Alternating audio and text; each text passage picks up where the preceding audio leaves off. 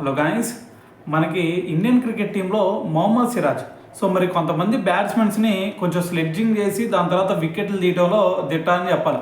అయితే కొన్నిసార్లు ఇది వర్కౌట్ అయింది, కొన్నిసార్లు ఏమో ఇది ఫెయిల్ అయింది.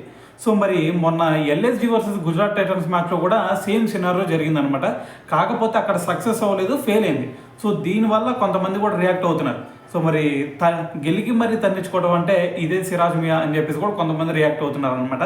అయితే అసలు ఏం జరిగిందంటే మొన్న జీటీ వర్సెస్ ఎల్ఎస్డి మ్యాచ్ జరిగేటప్పుడు 16th ఓవర్లో ఇటువైపు బౌలింగ్ వచ్చేసరికి సిరాజ్ బౌలింగ్ వేస్తున్నాడు, అటువైపు బ్యాటింగ్ వచ్చేసరికి మనకి నికోలస్ పూరన్ బ్యాటింగ్ ఆడుతున్నాడు అనమాట. అయితే మరి ఆ బ్యాటింగ్ ఆడే క్రమంలో మరి 16th ఓవర్ 4th బాల్ ఒక బౌన్స్ వేశాడు సిరాజ్. సో అయితే అది దాన్ని ఎంపైర్ వచ్చేసరికి వైడ్ ఇచ్చాడు. సో మరి దాని తర్వాత మళ్ళీ వచ్చేసరికి మళ్ళీ ఇంకో బౌన్సర్ వేశాడు. సో దాన్ని ఈసారి నికోలస్ పూరన్ ఏం చేశాడు, ఆడొద్దు అని చెప్పేసి లీవ్ చేసేసాడు. సో మరి దాని తర్వాత ఎప్పుడైతే ఇది లీవ్ చేశాడో దాని తర్వాత వెంటనే మనోడు స్లెడ్జింగ్కి దిగాడు. సో మరి దానికి ఇటు నుంచి నికోలస్ పూరన్ నుంచి ఎటువంటి స్పందన లేదు. సో మరి దాని తర్వాత బాల్ చూసుకుంటే 6, దాని తర్వాత బాల్ 4. సో మరి ఆ 6-4 కొట్టిన తర్వాత బ్యాట్తో ఒక ఫ్లయింగ్ కిస్ ఇచ్చాడనమాట.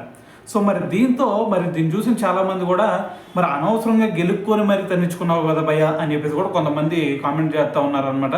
సో ఏదైనా సరే దీని గురించి మరి మీరేమనుకుంటున్నారు అనేది కింద కామెంట్ చేయండి.